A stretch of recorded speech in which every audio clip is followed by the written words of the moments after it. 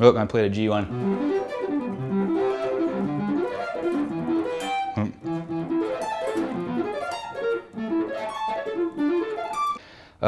Let's do some major ones. What about C major? This is the relative major of A minor. So I really like these because they, the first thing you learn, these bar chords that your mom teaches you,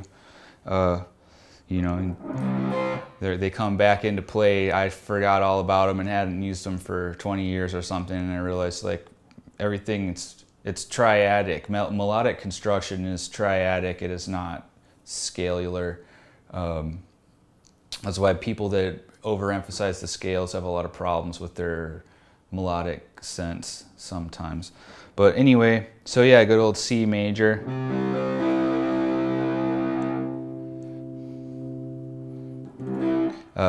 So I modified it slightly.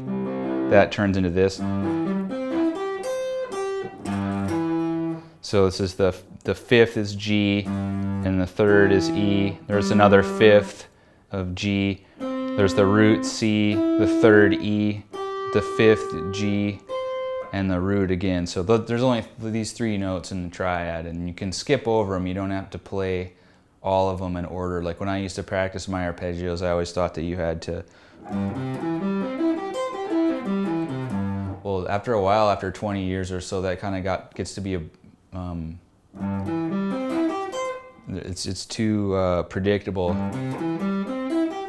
But if you do that, suddenly it sounds doesn't exactly sound like an arpeggio, and like typical arpeggio, I should say. So that's the first shape, and then the next one is up here. And this looks like your regular C major bar chord, right?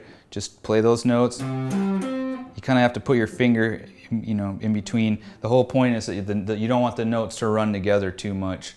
So you have to kind of roll your fingers instead of going. That ain't gonna sound good. So anyway, the whole point is to get one note at a time to come out. So anyway, that's the next one. And then the last one, there's only three, right? The last one would be this. See, it looks like your C.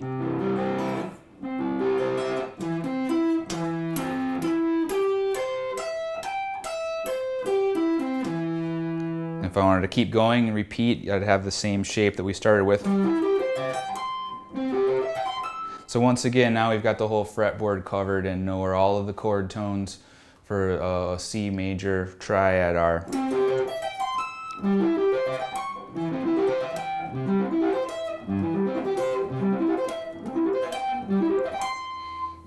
That kind of makes a cool lick unto itself, although it's more of an exercise.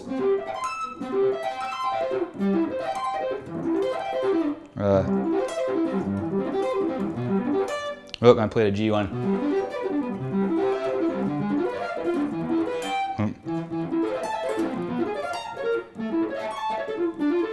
So I'm just playing them in different keys and stuff. Now you get different effects, but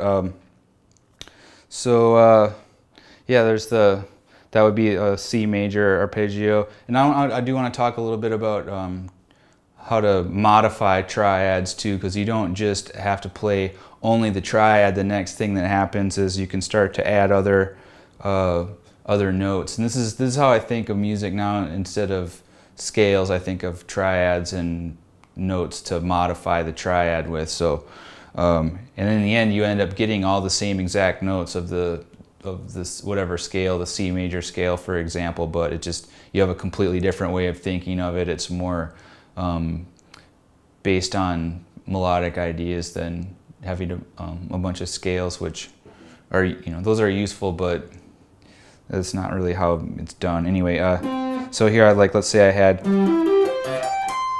well, I can suspend this top note. I like that sound.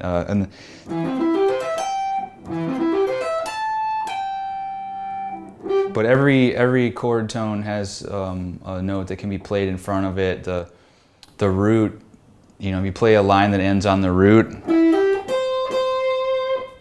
maybe next time you want to delay that resolution to the root and play the second note instead, like.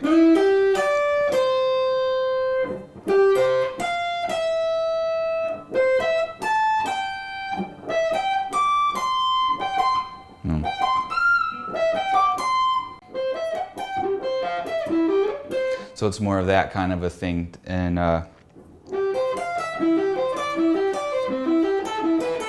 so yeah, the second note of the scale, the D, can be used in place of the C, you know, before resolving to the C. The E note, its suspension is F.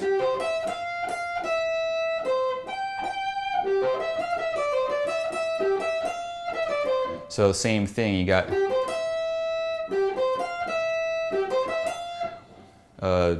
which one do you want to play first? It doesn't matter, it's arbitrary. Or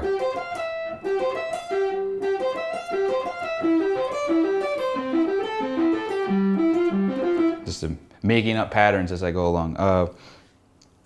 And then the fifth down here, that's the last note of the triad, that can be modified with the sixth.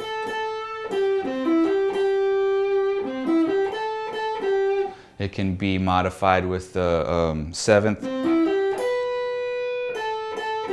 This note really has two notes. It can be modified, but you get the point where it's sequenced triads with suspensions in them. So in future videos, I'll show you more things that can be done with triads. I can't think of anything that can't be done with them. They're incredibly useful. And so I welcome your comments and questions, and thanks for watching Free Guitar Lessons Pro.